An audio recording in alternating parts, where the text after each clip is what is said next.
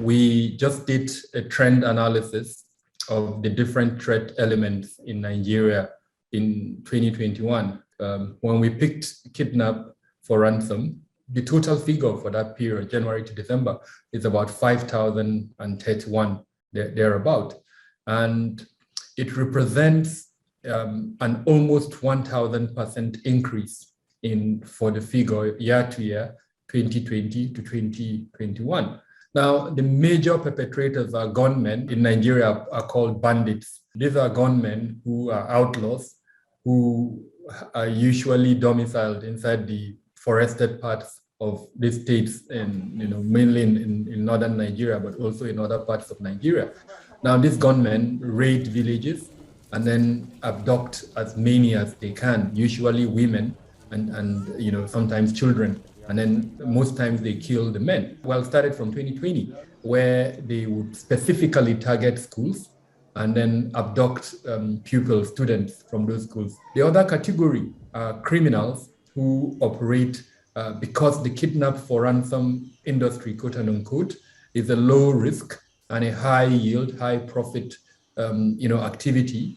They engage in it, target individuals that are considered affluent or that are politically exposed, and then demand for their ransom. Usually this ransom is paid, and then they release their victims. Then you've got a third category that are either merchants for ritualists, or they are ritualists themselves. So they abduct for ritual purposes. And this is more common in the southern half of the country. But also we see an increase just before elections. And as you probably are aware, 2022 in Nigeria is a pre-election year. So that's one type of kidnapping that is likely to increase. What attempts have you seen the government making to curb the situation? Mainly security force actions. So government has deployed the military in virtually every state of the country. That's really the primary way that the security forces are trying to stop it. The police too has two special units. There is an IRT unit, and then there is another tactical unit that has the mandate to stop this abduction. And then, of course, you've got the State Security Service that in Nigeria is popularly called DSS. They are the equivalent of the FBI in the US. They also engage in intelligence gathering and sometimes in law enforcement, measures where they arrest and sometimes attempt to prosecute those that are involved in this kidnapping. So in a nutshell, this is what the government is doing. Unfortunately, however, just like I've explained earlier on, despite these government efforts, we've seen this huge rise in kidnap for ransom incidents in the country. In the last year, the National Assembly attempted to criminalize ransom, which as a consequence spiked protests from everyday citizens. What is your opinion on that issue?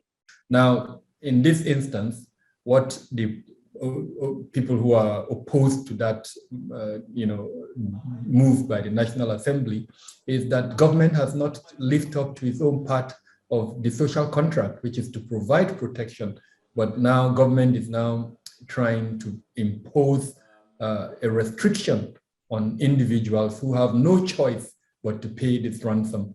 The argument is that perhaps government should make certain aspects of this social contract justiciable in such a way that where government fails to provide protection, then the average Nigerian can sue government. But on the side of the government, they are of the view that to incentivize abduction, then they need to take away that ransom element. If the abductors know that they are not going to receive any ransom, then they are probably not going to go into it. I mean, one of the most ridiculous cases I monitored last week is an elderly man in Katsina State who had to remove the roofing in his house to sell that roofing to pay for the ransom for his son that was abducted. That is the extent some family members go to. In Tegina, in Niger State, when pupils in an Islamic school were abducted, the family members, women, had to sell their gold, their jewelry, and little things like that they hold there to gather the money together and pay the ransom. So that it's almost impossible. It sounds utopian if government thinks family people will not pay ransom for their loved ones to be released. So I think that's the argument.